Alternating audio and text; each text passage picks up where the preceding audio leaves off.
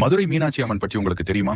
ஒரு காலத்தில் மதுரையை ஆட்சி செஞ்சுக்கிட்டு வந்த மலையத்துவச பாண்டிய மன்னனுக்கு பார்வதி தேவியின் மறு அவதாரமாக பிறந்தவர்கள் தான் மீனாட்சி. மீனாட்சி பறக்கும் போதே 3 மார்பகத்தோட பறக்கிறார்கள்.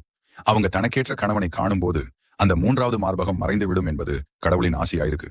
மீனாட்சி சிறு வயது முதலே கல்வி, வீரம் என அனைத்திலும் சிறந்த ஒரு பெண்ணா வளர்ந்து வராங்க. நாட்டில் உள்ள மக்களை அன்பாலும் பாசத்தாலும் ஒரு தாயை போல பாத்துக்கிறாங்க. இறுதியாக இமயமலைக்கு படையெடுத்து போறாங்க. அங்க சிவபெருமானை பார்த்ததும் அவருடைய 3வது மார்பகம் மறையது. சிவபெருமான் தான் தனக்கான துணை என்று நினைத்த மீனாட்சி அவரை திருமணமும் செஞ்சுக்கிறார்கள். மீனாட்சி கொஞ்சம் காலம் வந்து மதுரையை ஆட்சி செஞ்சுட்டு முக்தியும் அடைஞ்சிடுவாங்க. முக்தி அடைந்தாலும் மீனாட்சி அம்மன் இன்னைக்கு அளவும் இந்த பிரபஞ்சத்தின் ராணியாக இருந்து மக்களை ஒரு தாய் போல காத்து கொண்டு வராண்டுங்கள். இந்த தாயை வணங்கிட்டு போனா உங்களுக்கு எந்த பிரச்சனை வந்தாலும் காவல் தெய்வமா அவங்க கூடவே இருப்பாங்க என்று இன்றுகளவும் கூறப்பட்டு வருகிறது. மீனாட்சி அம்மன் மிகவும் அழகாக இருக்கிறார்கள் அல்லவா?